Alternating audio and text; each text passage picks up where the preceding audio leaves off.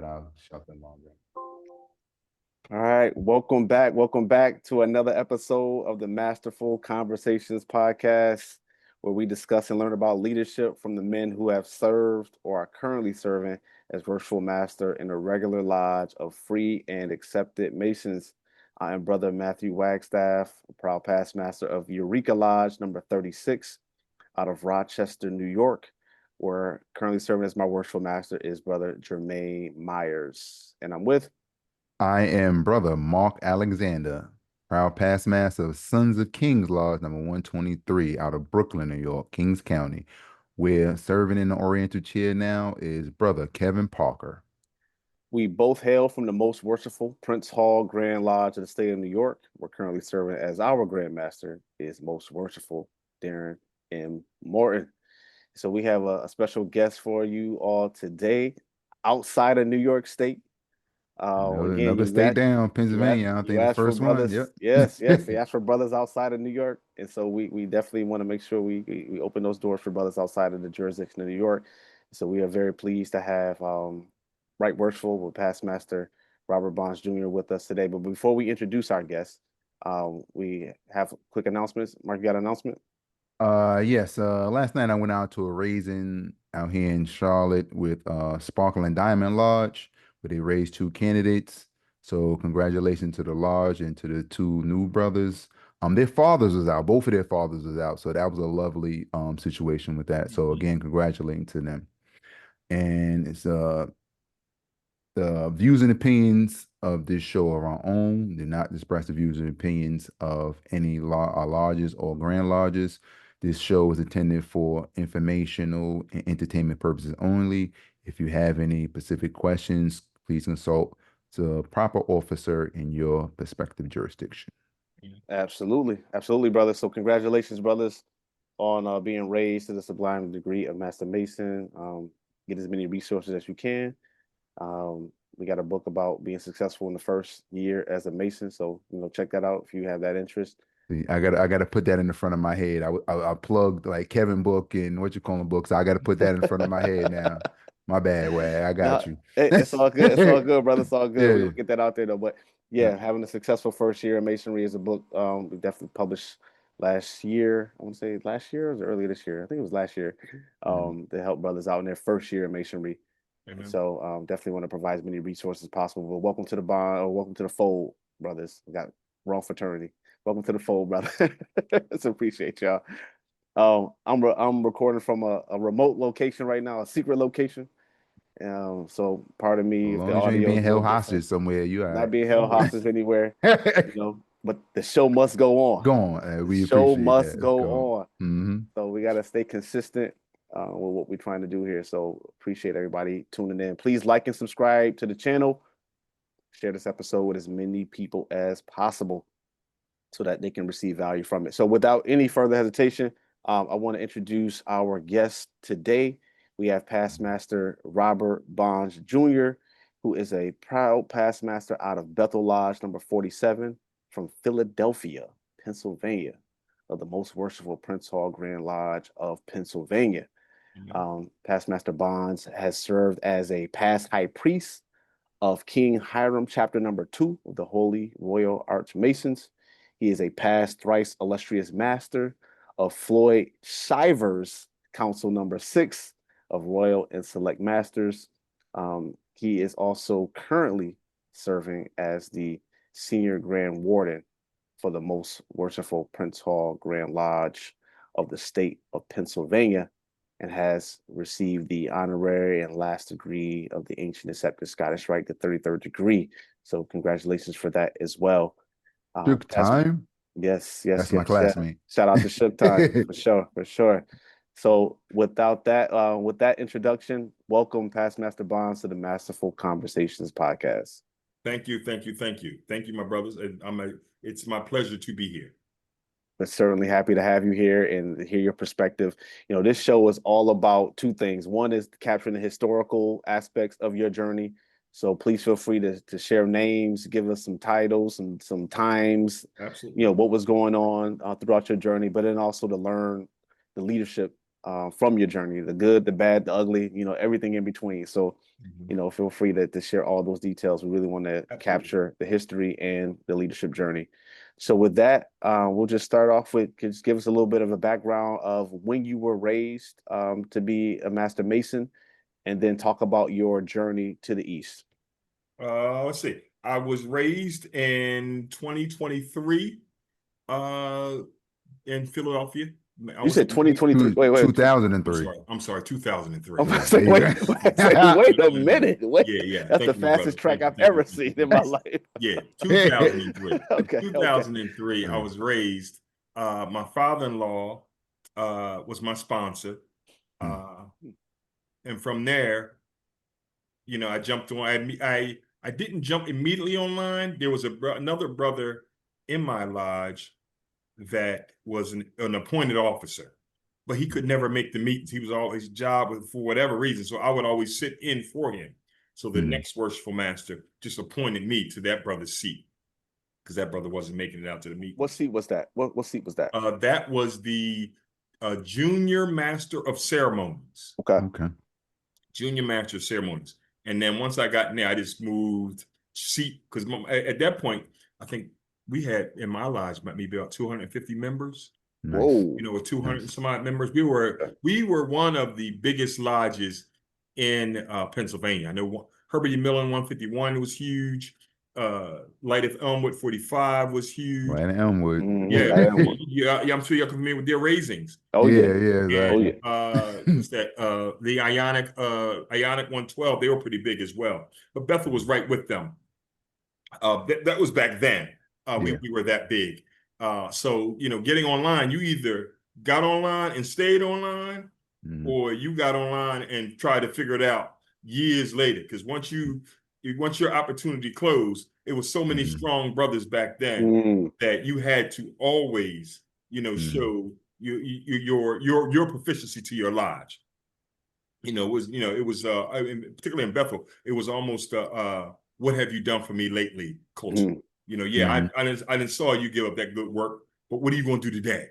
That was yesterday. What are you doing today? And honestly, it kept us motivated. It kept us recharged. It kept us, to give that friendly competition. Because no one, from my knowledge, no one got. I'm sure somebody may have got noble contention. A little bitter, but that's what that is. That's the noble contention. Yeah, exactly. Then from there, I sat as Worshipful Master, 2010 to 2011, and then I was appointed to the Worshipful District Lecturer position by past Most Worshipful Grand Master Joseph Jefferson. That was 2014, I believe.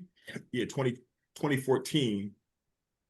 And then I, just bounced around. But in my motto in my head is, if I get part of a group, nobody's going to out hustle me. Nobody's going to out hustle me. I'm going to do everything I'm supposed to do, the way it's supposed to do, way it's supposed to be done, and some. So that's the way I took the lecture position. I just jumped right in, and I think past Most Worshipful Grand Master Melvin Alston, 2018 maybe, he appointed me to a deputy position. And then COVID hit us crazy, right? So then we all had in Pennsylvania, we did a pro tem junior Worshipful Grand Junior Warden position. So that brother only sat for 1 year, and then they had to right the ship. They had an election. That brother, of course, he ran, but he lost. And brother Eric Williams, he's in our 33rd class. He won that election. And then 2022 came around, and it was time for another election, and I ran, and I won hands down.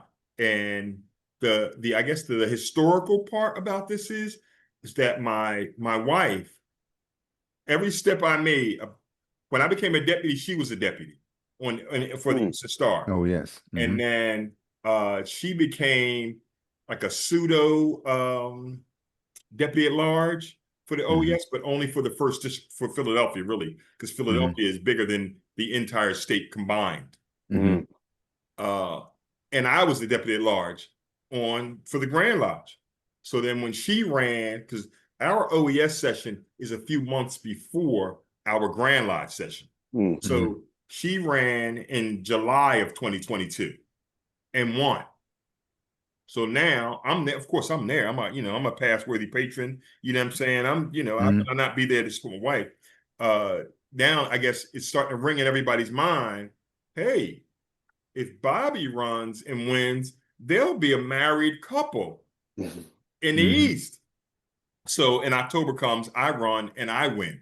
So now it's like everybody's like, oh my God, that's gonna be something. Well, let me say, not everybody, because there's a lot of haters. Of a lot of haters. And they're older people. And, Never fails. And what I find the most humorous is they say that's too much power for one household. What? A household? What they got to do with anything? What that got to do with it? What that? If anything, is draining my household. Yeah, exactly. If anything, that part.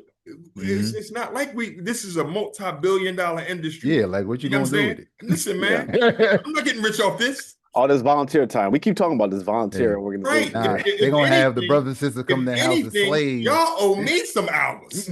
You know what I'm saying? As much as I've been around voluntarily, traveling, digging into my pocket, paying for hotels, I'm in a hole a little bit. Y'all need to fatten my pocket a little bit. But hence, like I said, y'all gonna have them as slaves in your house, and I'm right. Wow. So my wife right now, clip that up. Right now, she's the grand conductress. I'm a grand senior warden. Next July, she will be the grand associate matron, and October will come and I'll be the right worshipful grand deputy grand master. So right now we're moving progressively. We talk a lot about the order, about what best works for the order. We have a joint motto. It started out as building better bonds, but that's still going to always be part of it. But we got 3 Bs because I think our grand worthy patron at that time is a younger guy, and he's probably going to make history as being the youngest grand worthy patron in Pennsylvania, Jerry Bradford. So that's BBB, Bonds, Bradford Bonds. So we're trying to market that a little bit now, so we can have some affairs. Because I don't want to, everything I do, particularly if it's social, I don't want it to come out the Grand Lodge's pocket. You know what I mean? I feel like, hey, if y'all want to come to this, let's pay for it. I'm not looking to make money. Let's and one of my big things is I want to work hard, but I want to play hard. I don't want to invite y'all to come out and help me clean up this big parking lot or this big schoolyard, and then say, hey, y'all, thank y'all have a good night. No, y'all come on over here. Y'all men, y'all need to eat. Yeah. Some of y'all might need a multi beverage or something. You know what I'm saying? Something to wet your whistle. But come on over here. Y'all come on over here and y'all gonna have a meal on me. If I gotta cook it or if I gotta buy it, y'all gonna have a meal at minimum on me. Yeah. I think that was one thing when I was Worshipful Master that I think stood out for me.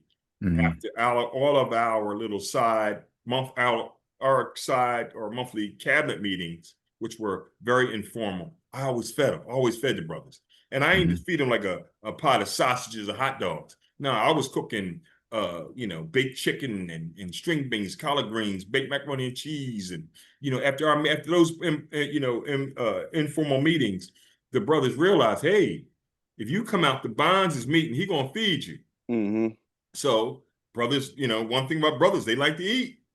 So I would always have, when I was Worshipful Master, about 40, 50 brothers at my meeting.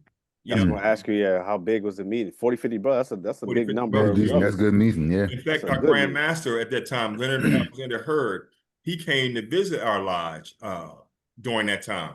And so impromptu, just popped up at the door. Hey, we let him in, brought him in. No, we didn't know. And he got to the east. He said, "Well, what's going on today?" And we were like, "Nothing, just a regular meeting." Just a meeting. No degree work, no proficiency, just a regular meeting. In fact, we were looking at getting out here, speeding this thing up, so we can go, and go socialize a little bit.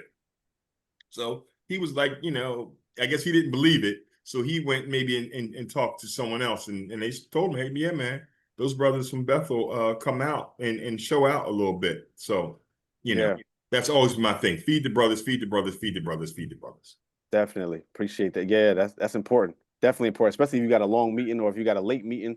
Being able to have those meals for sure, it helps brothers want to come out. I got a couple of questions just to go back a little bit. You mentioned being a pass-worthy patron. Can you share with us the name of the chapter that you were pass-worthy patron of, and then also if you can share the grand chapter in Pennsylvania for people who don't know? Absolutely. The grand chapter is Deborah Grand Chapter. Deborah Grand Chapter, Order of Eastern Star Incorporated, Prince Hall, adopted for the Commonwealth of Pennsylvania. The chapter is Rebecca chapter number 51. My wife also belongs to that chapter. I would say if I served 2010, she served maybe 2011, 2012. And I was going to ask, did y'all serve together, but I guess not. Well, back to back. Yeah, we back to back in a sense because she wanted me to sit as her worthy patron. Yeah. And I couldn't do that as Worshipful Master because I only couldn't do it because my lodge and her Eastern Star chapter meet on the same night. Oh, okay. Yeah, so if I'm Worshipful Master, babe, I can't. I got to be here. Yeah, exactly. I can't be there and here and preside at the same time. So she was on a faster track than I was. They love her. You want to talk to somebody, you talk to her. Okay, all right, we'll make that happen. She's the star of the family. I'm noting that down. Literally. I know the queen. Thank you, my brother. So you understand. And she waited for me. She waited for me to get out the chair. And then when I came over there and I sat with her, and then she proceeded. But, an older brother in my lodge, Robert Bird, he told me, he said, you getting ready to go over there with them women? I said, yes, sir. He said, I'm going to give you some advice. I said, okay. He said, shut up. Keep your mouth shut. Let them women handle their business the way they want to handle their business. Don't come in here. Don't come in there telling them, well, this is how we do it in the Masons. He said, because they don't want to hear it. They got more money than us. They do things more efficiently than us. Sit down and mind your business. No problem. No problem. I went over there. I did just that. I sat back. I mean, I would chime in, here and there where I should, but I always felt like they talk too much. And their reports is too much talking. Give me the facts, give me the numbers, and close it out. I couldn't say that in the meeting. I can say that on the ride home. I can say that to my wife while I'm out in the house, but I'm not going to say that in the meeting because I can handle her. I can't handle the rest of them past old sisters. I mean, it really is no reason to. If that's how they do it and they like it, let them have it. There ain't nothing violating the Constitution with that. Yeah, exactly. I don't have a problem with it. One thing I told brothers, I said, y'all talk about these sisters. I said, but I'm gonna tell you something. During COVID, they were still making money. And what do we do? During COVID, we complained that we couldn't make money. Oh, I can't do this, I can't do. All we did, and I'm not saying every brother, but most of the lodges that I talked to complain, even my lodge, about how they can't do this, they can't do that because it's COVID and this and that. Them sisters, they found out ways to continue to make money. And I applaud them for that. I would tell my lodges, listen, man, go talk to the sisters. They will be happy to partner with you. It's not like they holding it like, no. They willing to help you out. Just humble yourself and go on over there and talk to them. But cats wouldn't do it. They wouldn't humble yourself. They wouldn't do it. Yeah, that's a big thing, is just being able to ask for help, especially black men. Men in general, being able to ask for help from our counterparts can be a little bit of a humbling experience, but we got to do it. You have a much successful year if you have the sisters behind you. Amen. The sisters sell and buy tickets. Amen. Listen. They can sell some tickets. Yes. Brother's going to buy one. Brother's going to sell 1 or 2, and then come back and say, "Here, I'm going to return these 8." Sister's going to take that 10 and say, "I need 20 more." Well, you know, they say women are more social than men anyways. And I right? appreciate that. Thank you. And so, I mean, there's a lot of And I guys that are utilize it. social, but whoever they are, say that women are more social than men. So they're into that space. But, you know, I don't like to cast wide dispersion on people, but essentially, I mean, that might be true. But I do have a clarifying question. You said 2010 and 2011. You served for 2 years or 1 year as 1 Worshipful year. Master? 1 year as 1 Worshipful year. Master. Yeah. In the calendar year of 2020 of 20. Yeah, I think I got installed in September of 2010. Okay. And then my last meeting was September of 2011. Okay. And when you were in the East, well, first of all, you started as a junior master of ceremonies. Can you tell us whatever seats that you remember ascending to? So did you serve as junior warden, senior warden? Did you serve as a deacon? And then when you were in the East, what did you focus on? Let's see, the stations that I sat in the junior master ceremonies, the senior master ceremonies, senior steward or junior steward, senior steward, junior deacon, senior deacon, and then I got elected to the junior warden, and then senior warden, and then you did all the seats. So you basically did every seat, but you know, Marshall, Chaplain, and Tyler. All the seats except progressive Marshall line. and Chaplain. Yeah. However, when I was the junior deacon, again, I got the motto: nobody's out hustling me. You know what I mean? I'm running. No disrespect to the brothers that were online and I'm with me at that time, but I'm running rings around these brothers. That's how passionate I am about this. I am running rings around these brothers. And the brother who went in as Worshipful Master kicked me offline. And that was a personal thing. He was a police officer and I was a police officer. And when I first came into the lodge, and I guess somebody told him, hey, that's Bonds, excuse me. Oh, that's Bonds. He's a cop. Well, he comes over to holler at me for a little bit. And then he tells me if there's anything I want in the police department, to holler at him. If there's anything I want in the Grand Lodge, to holler at him.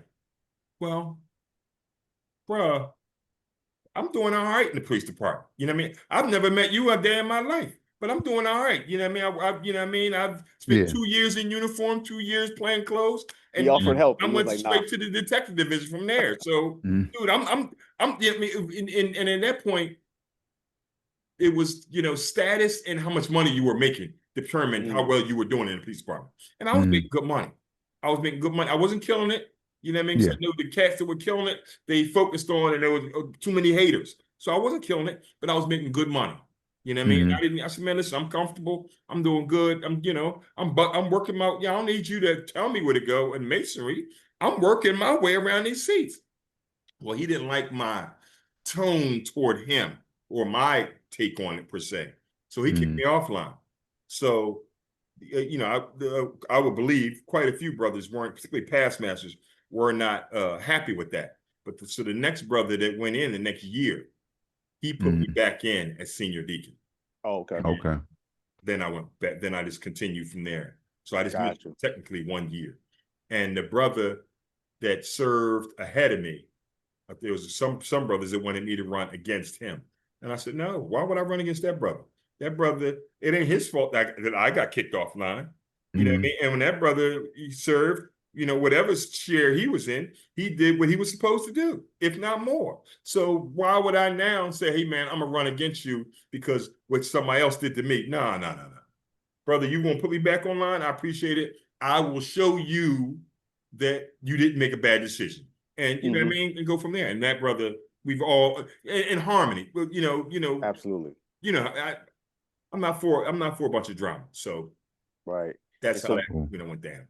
And when you were in the East, what was your trestle board like? What did you focus on? Charity. I wanted to. My trestle board was mainly charity. We had a few. I'm going to say we had a main affair, banquet, and a fish fry. Was it fish fry or beef and beer? Fish fry or beef and beer. We would have those two events. Those were staples.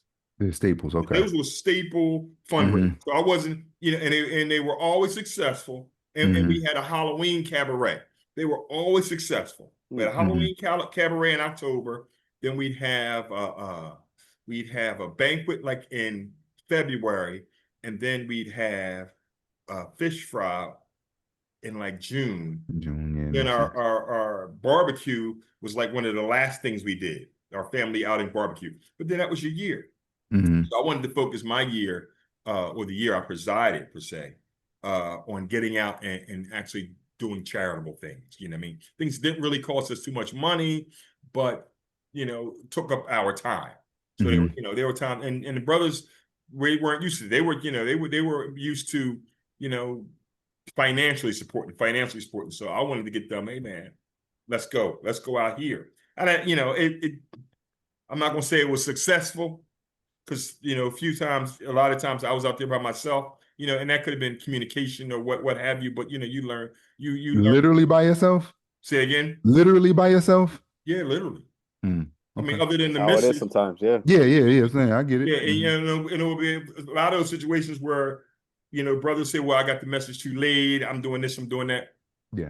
I can dig it. I can dig it. And a lot of times it would be, I have a cousin. She was a big community activist. She would call me literally, say at 3:00, and I would put it Okay. out, bros, I'm gonna be out there at 6:00 if y'all can make it. Okay. And nobody Yeah. would show up but me. Yeah, yeah, I get But it. you know what I mean? Mhm. I can dig it. If you can, and I would never, down anybody who didn't make nothing. Mhm. You know what I mean? That's It's all important. voluntary, man. If you can make it, let's come on out.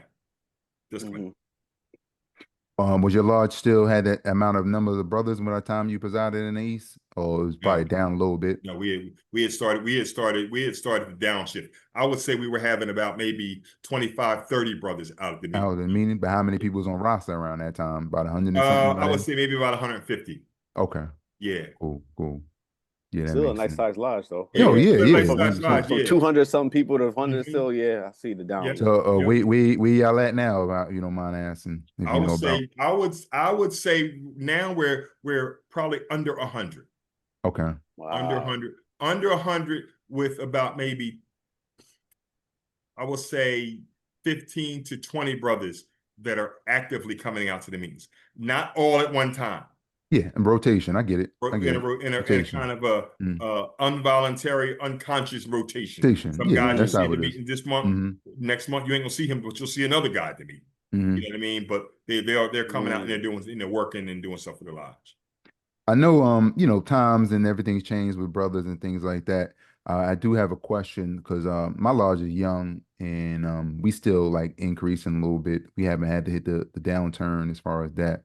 But since you've been in and you've seen the decrease in numbers and you have been active during that whole time, have like at least the past masters had conversations about what's going on with that? Or do y'all actually know what's going on with that? Like why there is a decrease like that? Well, I attribute the decrease, the big decrease Mm, from COVID, and then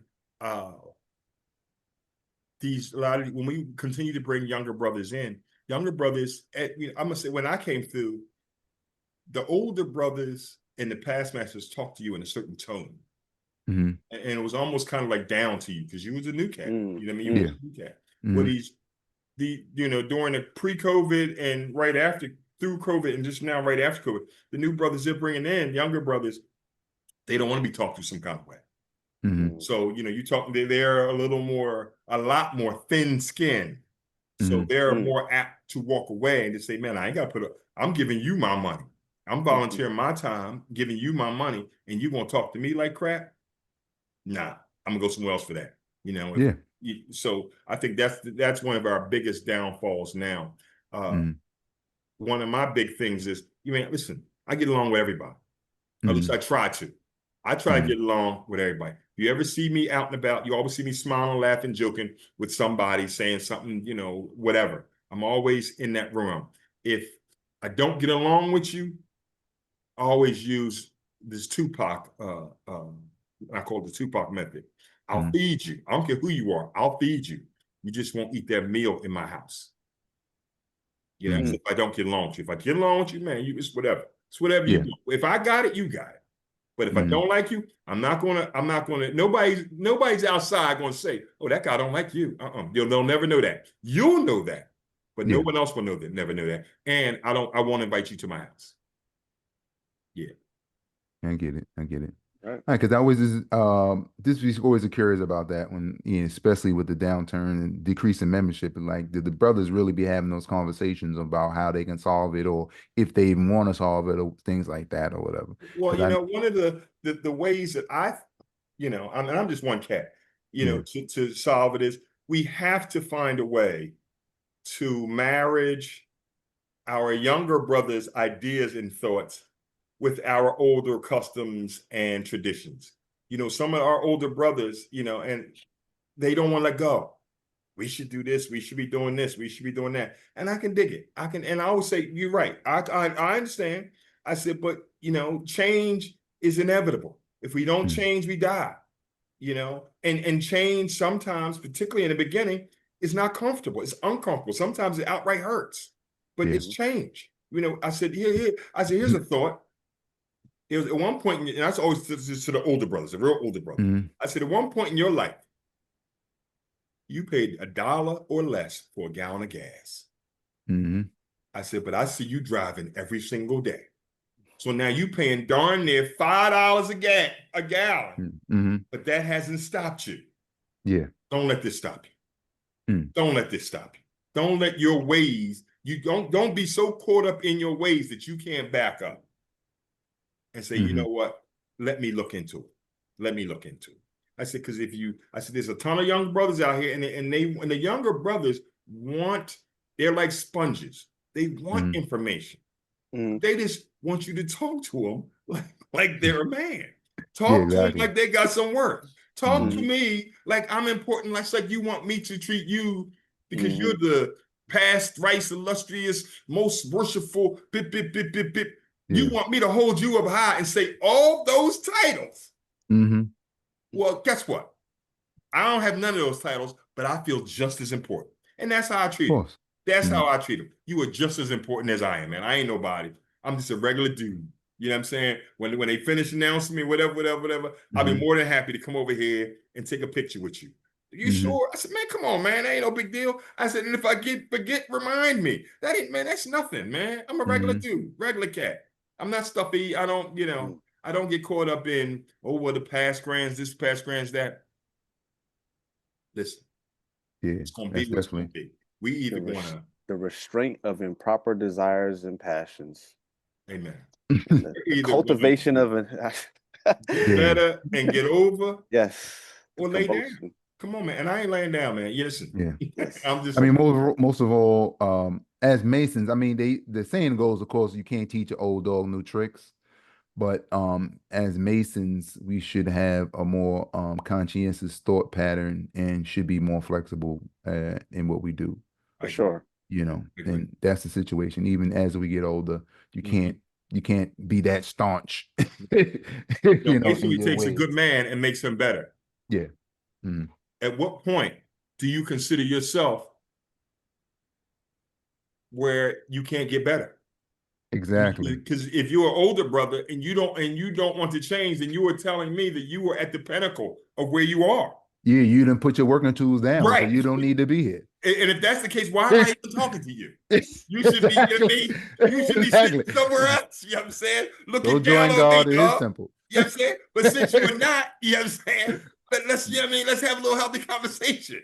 But until you ascend, exactly. Yeah. Because you still got them tools. If you want to ascend, bro, I'm happy for you.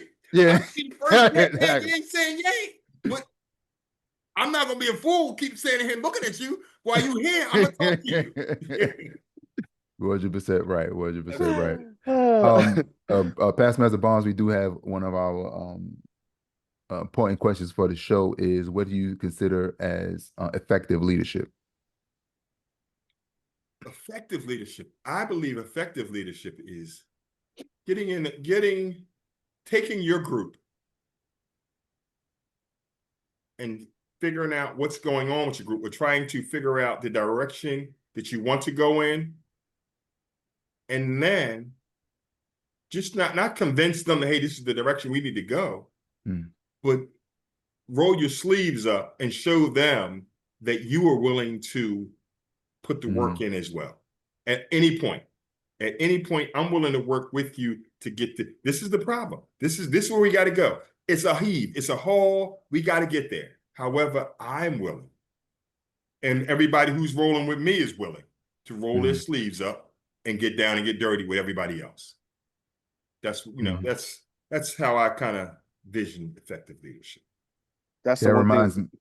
Oh, no, go ahead, Mark. My I would apologies. say it just reminds me of that meme. I'm pretty sure you've seen the difference between a boss and a leader, where they have the boss is sitting on the sled or whatever, and he's like whipping the people and they're going, and then the leader's out front pulling the sled with everybody else. That's what you're saying. I get that. Yeah. I mean, we talked about active leadership a lot on this show, and a lot of the past masters have come on, and even the sisters who have come on have talked about that active, engaged leader. I'm curious, past Master Bonds, about your take on delegation and how you delegate tasks as a leader. I don't have a problem with delegation at all. In fact, I love delegation. When I was Worshipful Master, it was new to me, so it was kind of hard. But now, as a Grand Lodge officer, I've done it so often that I'm a firm believer in delegation. I'm also a firm believer in putting getting competent people on your team, so that when you delegate to someone that's competent. I'm not going to delegate to you, man, because you're my buddy and you want me to hook you up, but then you didn't mess it up. I want to delegate to somebody who I believe is competent and going to be able to handle that task. Yeah. How do you know that they're competent? What's your process? Work with them before, or have for the most part, watch them work behind the scenes. Because right now, for lack of a better phrase, I'm always behind the scenes. I'm always off to the side watching. We're at this point in the Grand Lodge, we supervise a few committees, several committees for me, and some policies that we want to try or get through on the Grand Lodge. But for the most part, we're visible. Hey, we're invited to this as guests. We're invited to that as guests. So you get to stand back and watch and see who's moving around and who's doing what. And there are some things, particularly as Grand Lodge officers, I think as appointed officers, if you're a Grand Lodge officer and you're an appointed officer, I think you should look after your Grand Master. If your Grand Master is out and about, you should look after. He shouldn't ever sit up on a podium or the head table or what have you, and no one stops over and, hey, Grand, can I get you something to drink? Hey, Grand, can I get you this? Hey, Grand, you're doing when he gets up to give his remarks, he should have a list of what other Grand Lodge officers are there, so he don't have to look around the room and figure out who's here. I think, if you're out and about with your Grand Master, you should look after your Grand Master. That's a good point. That's a good note for brothers that are appointed officers, elected officers. That's in general, like even Worshipful Master. Yeah, I think that applies. And that's where you should start getting the practice. You should look after. You should first get in the practice of looking out after your Worshipful Master. When I was Worshipful Master, say I got installed in 2010, but I had just had heart surgery in 2029. Open heart surgery. It happened. So, 2009. We got you. And you know that. I appreciate that, my brother. Yeah. And I felt like I was good, but I wasn't. Honestly, I wasn't. But the brothers, they took care. Hey, man, Worshipful, we got you. We going, no, put that down, Worshipful, we got it. Put that, So I appreciated that. So going into coming on as a Grand Lodge appointed officer, I knew what it looked like or what I felt like I should be doing. Yeah. How old were you when you were a Worshipful Master? I mean, when you were raised, how old were you came in the craft? Dang. Shit, now you got me doing math. Yeah, roughly. Like, I was 21. Mark, you were like 23, 25. 25? Well, I would say I was 30s, early 30s. In your 30s? Okay. Yeah, early 30s. Okay. Yeah, definitely. So I was married. I got married when I was 30. Don't associate that, man, because now you can get yourself in trouble. No, we got you early 30s. In my 30s, yeah.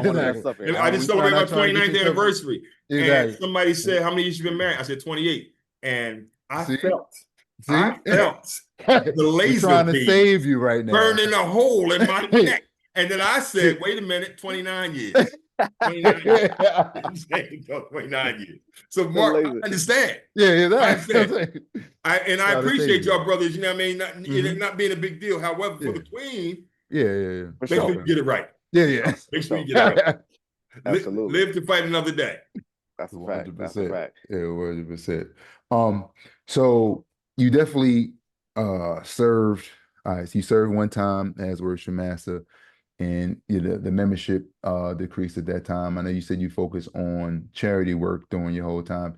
So I'm gonna ask Matt's question he usually asks. So after you served out of and you came out the East, I know you was busy doing other things, but how did you see yourself as a leader in a lodge or assist, serving and helping your worship master after you got out the East as a past master?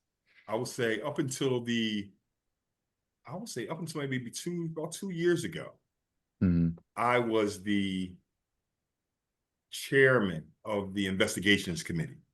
Okay. And I was a police officer. I was in the detective division. So yeah, y'all got it. Now they do clearances, but I was doing clearances. Oh, yeah. I was sitting there, hey man, give me, I'm the chairman. I'll take all those petitions. I said, come in the morning and sit at my desk and run your name through the system.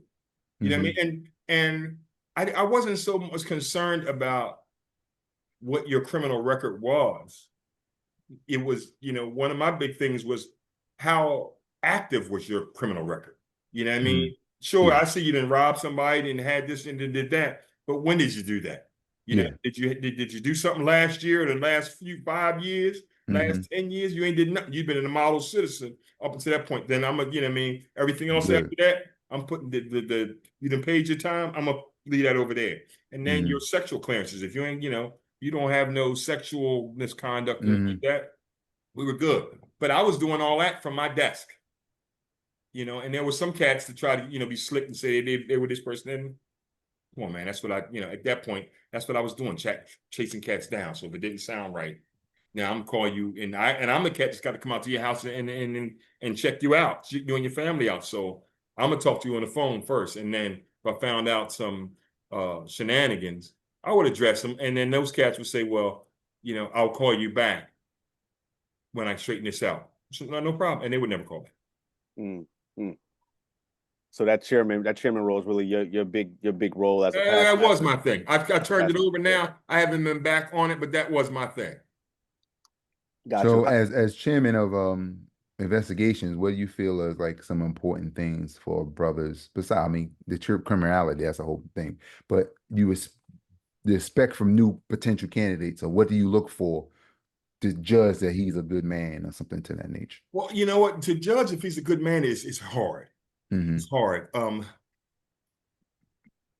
Because it's only you've only had an interview with them on a short basis, and they're giving you their best behavior at that time. You know what I mean? They can't give you the Maya Angelou, when they show you who you are the first time believing. They ain't giving you that. You know what I mean? So you got to hold back. But I always, and they always answered in the affirmative, but I wanted to, let them know, hey man, this takes time. It's going to take a lot of your time. You know what I mean? So you have to be all right at home with that. And I would talk to their spouses or girlfriends or wives, if they were, I would make sure they were there. And I'll explain to them, hey, this is what this is about, time-wise. And it's going to be very time consuming. And they're not going to be able to explain anything about it to you other than they have to be here, they have to be there. That's all they're going to be able to tell you. And you have to be able to trust them. And, of course, I get, positive feedback from all the candidates.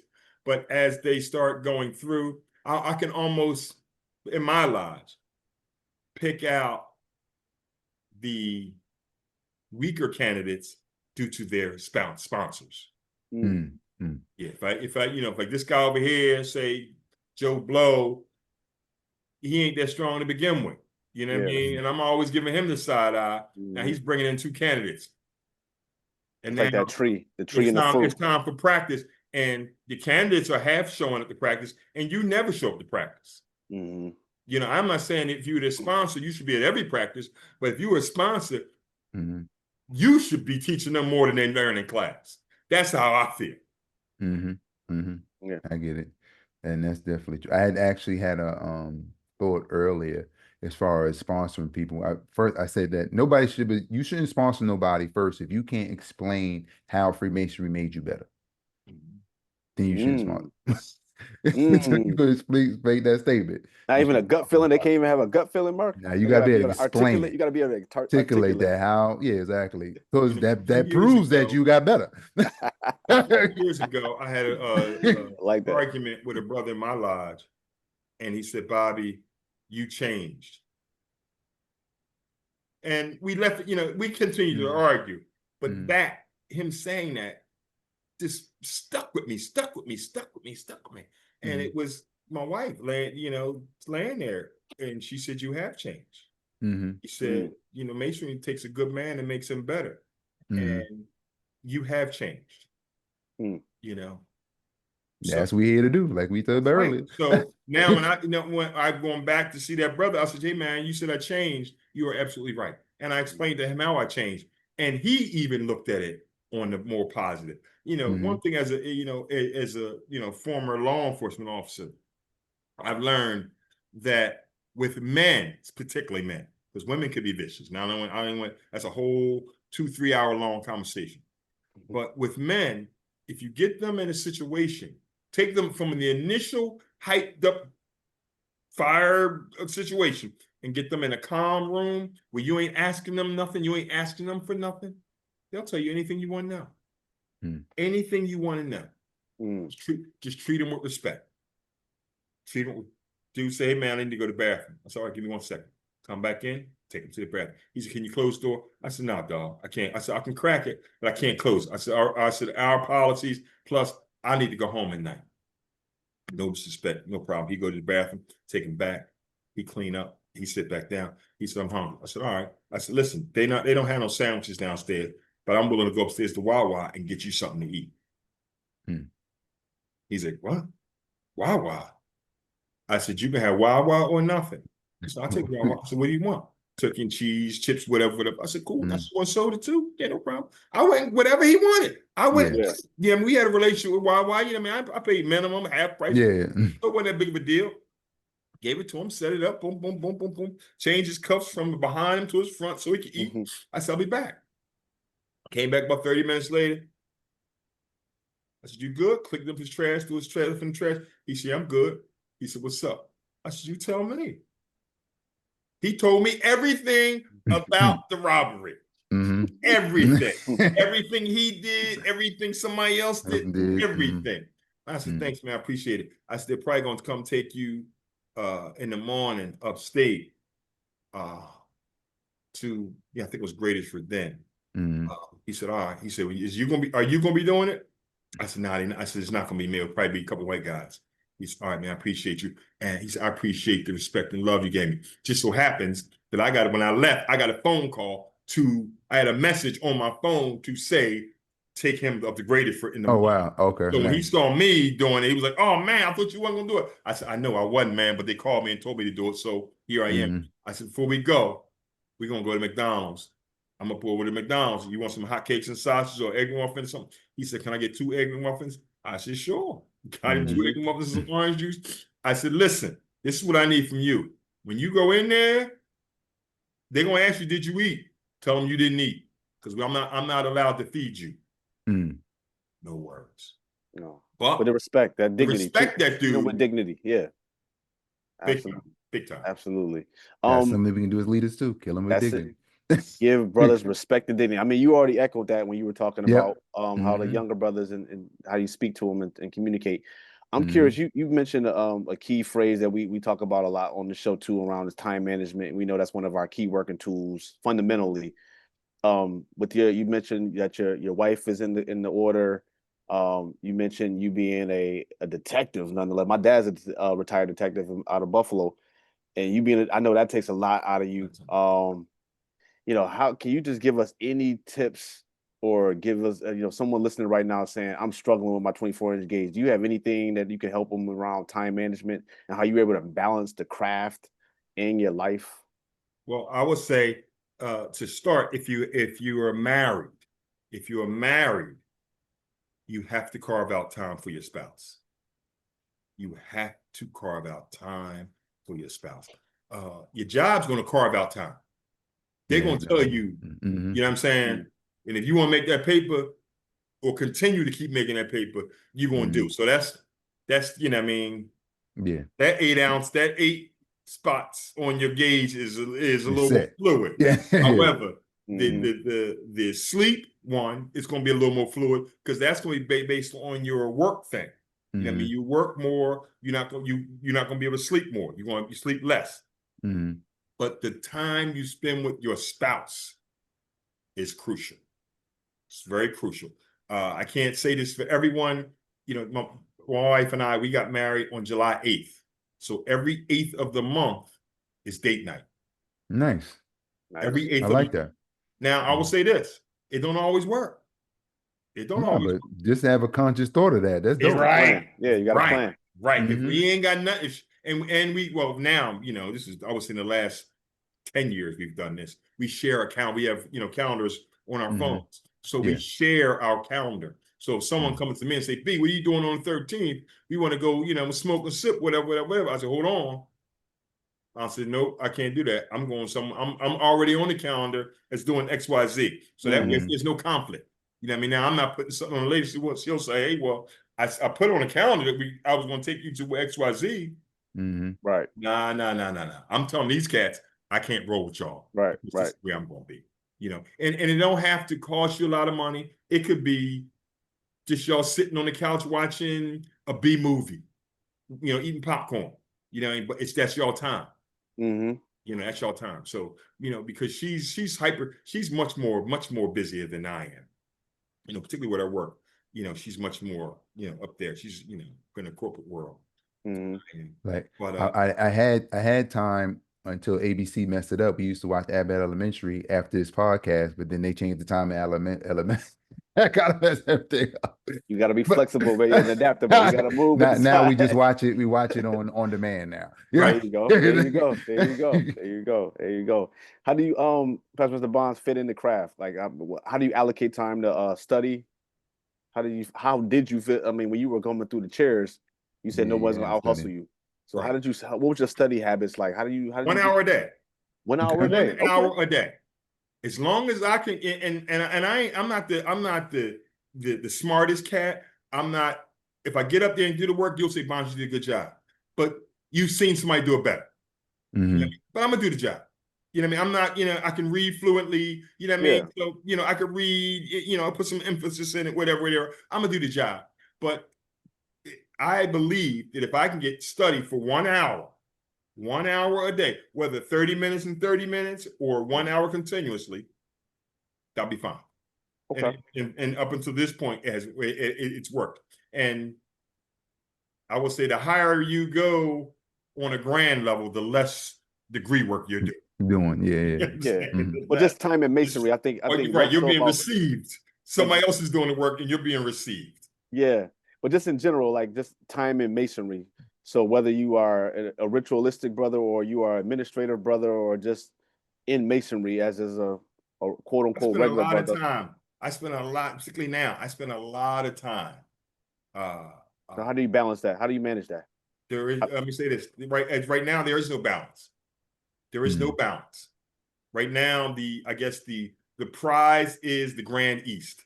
And the gravy is that she's pursuing the Grand East as well.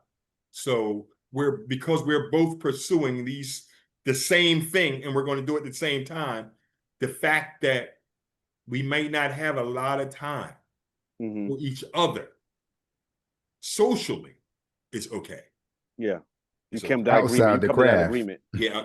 You know what I mean? So I mean, because you're already going to have a lot of time inside the craft together, so it kind of makes it up a little bit. And we don't count craft time inside. I know, I understand that, but time it's still inside the craft is not our time. We're always, you know.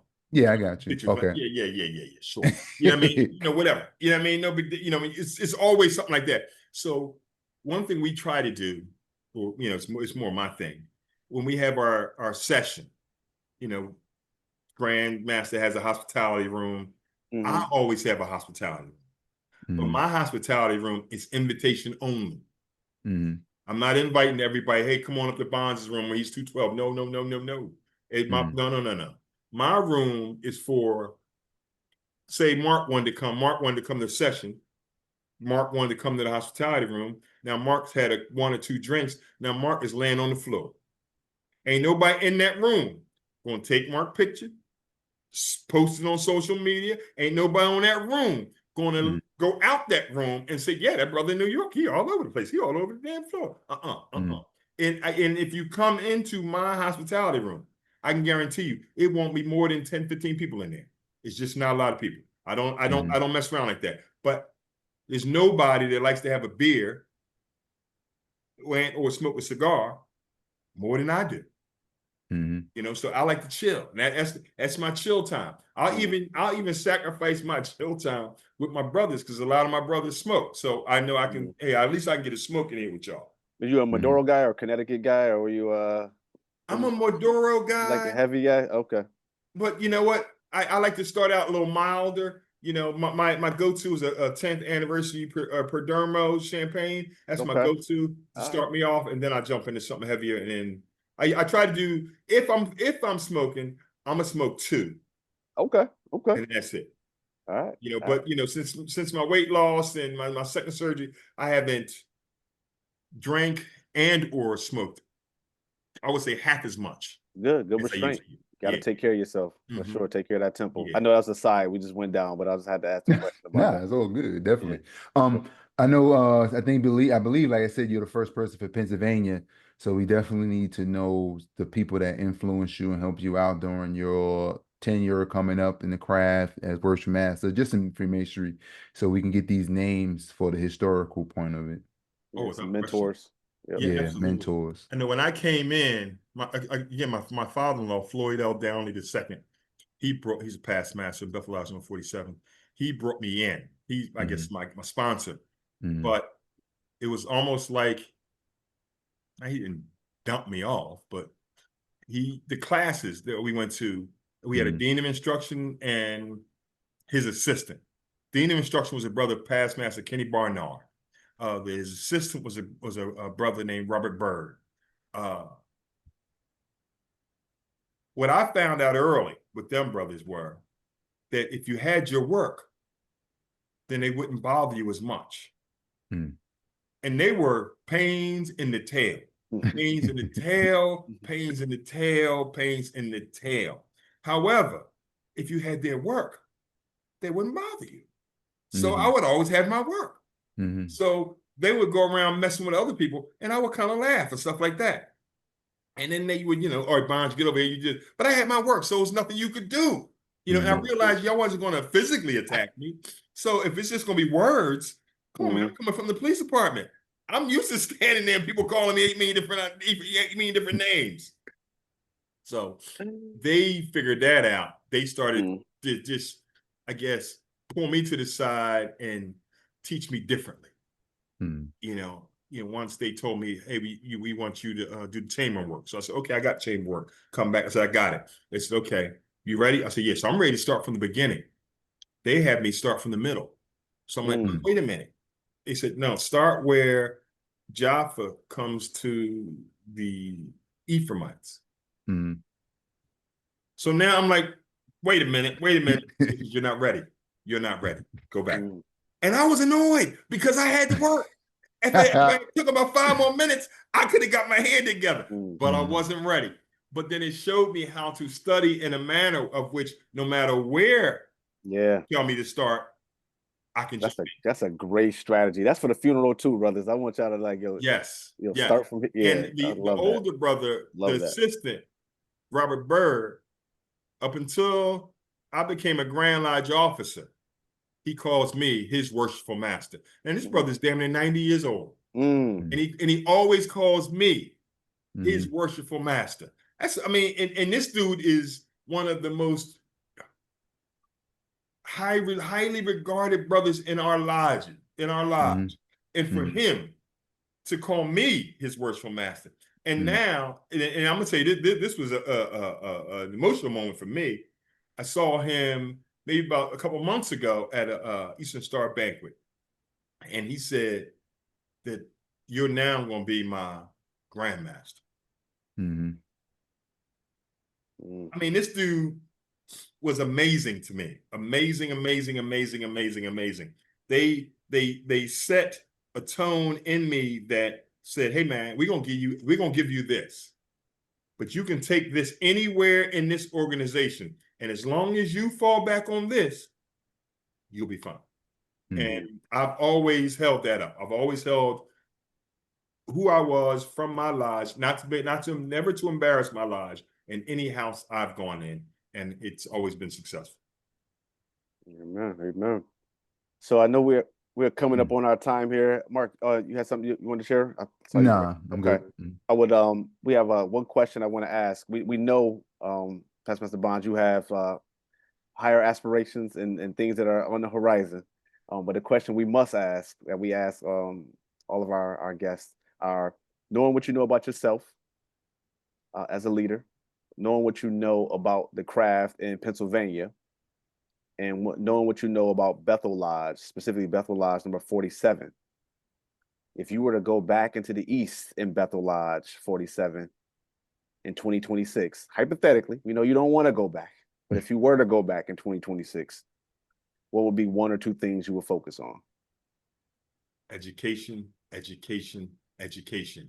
And knock on wood, when I get out of the Grand East, I plan on going into the East in my lodge for at least a minimum of 5 years. Oh, going back. Okay. Going back into the East for my lodge for a minimum of 5 years. I believe the brothers in my lodge are not being allowed, they're not being allowed to learn.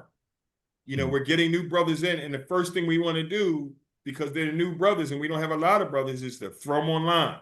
And once you throw them online in the position, now they're just moving through the chairs. They're, you know, no matter how good or bad they do, as long as all they got to do is show up. Show up, yeah. And we'll move you to that chair. Oh no, that guy, he always shows up. But can he do the job? You know what I'm saying? Because if you ask the fire department, I always showed up at the fires. Yeah, in my police car, but I couldn't put no fire out. But I was always that's there. A great analogy. Oh my God, that's a great analogy. You know what I mean? Like so I want these younger brothers to learn, teach them. And then when we feel like this one or two of those brothers have progressed to the point where as though we feel comfortable, then we can elect them to an elected office. Then they can progressively get to the East as Worshipful Master. But the appointed officers, y'all need to learn. Y'all need to know how to show up. Y'all need to understand how to devise your time. And if you're in this thing in masonry, you're a mason 24 hours a day. Not just, I'm gonna turn the switch on when I go to the meetings, but turn the switch off. I'm gonna get on social media and talk about the women with the big booties and whatever. Bruh, I ain't knocking that conversation. But if you want to have that conversation with Mark, just you and Mark, not on social media. You know what I'm saying? Mark ain't gonna go around saying, this cat talking about big butts. Come on. Talking about the other Mark. Right. Yeah. Well, he said hypothetically. Yeah, I know. Don't clip this up. Don't clip this one. Mark. Yeah, the hypothetical Mark. Yeah, I do like that, but it I ain't gonna say, but we got to figure out in the craft how to get it back to the situation was when you first came in, where you said there was like a competitive spot for these positions, even with the same amount of people here. Somehow we got to figure that out. I think one of the keys is through our past masters. Our past masters. Yeah. And I know I catch a bunch of grief when I say this, but we're in the position we're in today in the Prince Hall Masonry in the world because of our past masters. I agree. Our past masters. We've every single lodge has had a brother that wasn't ready to be elected that got elected. That when they got in that first elected position, we complained about that brother, and he went to the next position. And we complained more about this brother, and he went to the East. And all the while that he was moving from these elected positions, there was a past master or two or three that said they would mentor him or they would help him out. And they did not do it. They end up being the loudest people complaining. That's unacceptable. That's unacceptable. How about we not put them in that position in the beginning? And we as past masters sit in these seats as elected officers. And we go to Grand Lodge session and we go to School of Instruction to show that these newer members, this is your job. This is what you do when you're in this position. Don't tell me you're a past master sitting there saying, I'm just a past master, so I don't have to go to that. Yes, you do. I understand you attain to the rank of past master, but if you're an elected officer, that's your job. Well, as a past master, you're part of the Grand Lodge, so that's your job. Exactly. Yes, it's a catch-22 with that, because on the one hand, you want to give new brothers experiences so that they can grow and not feel like, hey, the past masters are taking all the roles, so I don't have an opportunity to grow. And at the same time, to your point, Brother Bonds, you also want to make sure that brother is ready. You just don't want to put him in there and then set him up for failure. The past masters counsel, communication, and listening to, and not just talking to the younger brothers. You got to listen to them. Listen to them. Take that position. You come in the room, just stand back. Watch these cats. Listen to these cats socially. Just let your ear hustle a little bit and watch them. You know what I mean? You'll see who's who. You'll see who's ready to take that next step and who's not. And sometimes when you take one out of the group and put them to the next step, the other ones get right in line. Yeah, hold on. You know, my man. I know how he roll. Let me get myself together. So, because I want to go that way too. Now we're rolling. Yeah. Now we're rolling, because now the brothers, they want to achieve. They want more. They want to be competitive. I want to go. I want to go. I want to go. I want to go. Well, you got to be better than that cat. I'm not going to be better than that cat. But as long as you show you can be better than that cat, you know, I always say I'll take heart over experience anytime. Because if you got heart, I can make you believe you're the best cat in the world. You are the best player in the world if you got heart.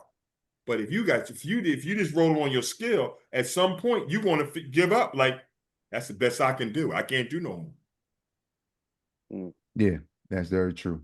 Yeah, and I like I said, I do agree with you as far as the past masters. There's a few different ways and look at it. Like you said, past masters that don't want to work because they feel they entitled, they did that thing before.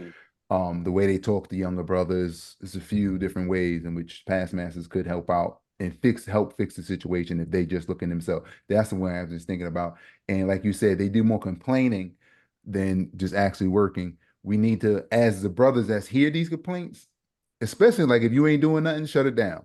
Yeah. I know it's the opening charge for the Red House. This is a nice little reminder on that. So if you don't know, go look at that. You know, as far as just, you know, they ain't gotta be your friend. I mean, you still their friend, but you shun them because they ain't doing what they supposed to do. Right. You know what I mean? So that's what we need to do more than anything else, and I believe that would help. So, Past Master Bonds, it's definitely been a pleasure having you on this evening on this episode. We highly thank you for your words of wisdom and your insight and your energy into this episode today, giving us jewels such as important things. As brothers need treat brothers like they are important.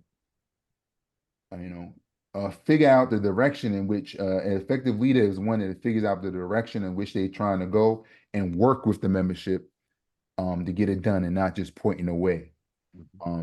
You got to pick competent people to be around you. And in order to pick competent people around you, you have to watch and pay attention as they're going through these different places and chairs and wherever you go. Just pay attention to where you're at and see how people moving. And then that's how you can figure out who's competent or not. And most importantly, I would say time with your family is important because as we say in Freemasonry, what comes before Freemasonry? Your family, your job, and your God. So make sure you spend time with your family, and you'll have a peace of mind to be able to spend time here in the lodge. So again, thank you, Brother Past Master Bonds. Absolutely. Yeah, I echo Mark's sentiments. Past Master Bonds, appreciate you being on. Pleasure to get to know you a little bit more. I see you in some of the session. I think you came. Did you come to Light of Elmwood when they had the last raising? I think, yeah, I saw you when you came. I think did you come by yourself? Yes. Yeah, yep. So There was a few Grand Lodge officers there, but I came in. I always go to Light of Elmwood's raisings by myself because I ain't staying long. Yeah. I ain't staying long. No, Grand Lodge was. If I wasn't in the Grand Lodge, yeah. I'd be hanging out. But because it's the Grand Lodge, I ain't staying long. Yeah, it's all good. It's Well, all I good. So I do understand. remember seeing you there. So I appreciate the gems you shared. I love the fact that you come into this craft with the mindset of, you said nobody's gonna out hustle me, which I took that as outwork you. Yeah. Sometimes hustle can get kind of construed, but I took it as like you're gonna be the hardest working brother in the room. It may be true, it may not be true, but in your mind, I'm coming Right. in, I'm gonna be the And that's hardest all that working brother in the matters. room. It only matters in your head. Yes. And I also appreciated the fact that I don't know if you meant this or not, but you talked about today, you and your wife both have a vision.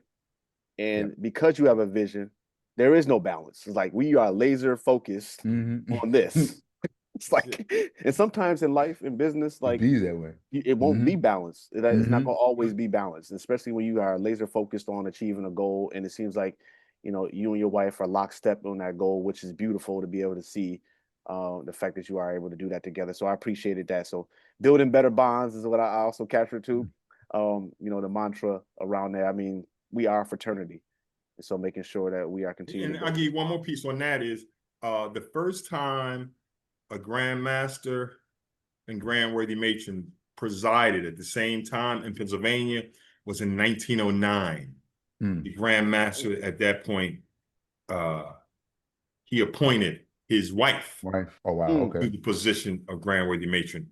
She was the first Grand Worthy Matron to serve. Now However, that's too much power. No. right. That's the that, you know what I mean? I'm gonna show you what I can do. However, my wife and I were elected. Yeah, exactly. And we believe that's the challenge. Yeah. For two individuals in the same household to be moving at the same time. Yeah. It's very tough. It's very tough. But we're going to be the second couple to do it in Pennsylvania. A lot of people consider us the first because we're the first to get elected, but neither here nor there. We're going to do it in Pennsylvania. It's a lot of history involved in it, and we roll them, and we're happy with it. A blessing. Well, I wish you the best, Past Master Bonds, you and your wife and your future endeavors in and outside of the craft. And so I pray that you have many, many years of happiness and progress in your marriage and in your Masonic and fraternal life. And so with that, appreciate you again for being here. Thank you for your time in the craft. Thank you for your energy that you bring to the craft. And we appreciate you being on the show. Is there any last words you want to share with us before we wrap up? I want to thank you, brothers. You brothers honor me. Mark, you're always the man. I always think, Mark, I think you should have been more of an elected officer in our class than I should have. That's how I feel. That's my opinion. I hear you, but you good. Thank you, sir. Always the humble brother, for sure. Thank you. Also, there's a brother, past Grand Master, Mike Wiggins out of New Jersey. Mark, I think I plugged you in with him. He does a leadership thing too. That's fantastic. So, I'm trying to get a shout out to him. Yeah. If you want to shout out, you need somebody to holler at on the show one time. Holler at him. He's absolutely fabulous. All right, Brother Wiggins, if you're listening, you're up. Exactly. We appreciate it. All right. So with hit that, me up on Facebook. Yeah. Yes. So everyone listening right now, please subscribe to the channel, like this episode, share it with as many people as possible who you think will receive some value from the words that were shared today from our brother, Past Master Robert Bonds Jr. He shared some light with us that you can use in the craft and outside the craft. So take what you need to apply to your life. We like to say that the world needs leaders, and leadership starts with being able to lead yourself. It's impossible to lead other people if you cannot lead yourself. So please take the words that you heard today and try to apply at least 1% of what you heard today to your life to help you become a better person. Again, whether you are in or outside the craft. And with that, God bless and thank you for listening. All right. Thank you, my brother. You guys have a good night.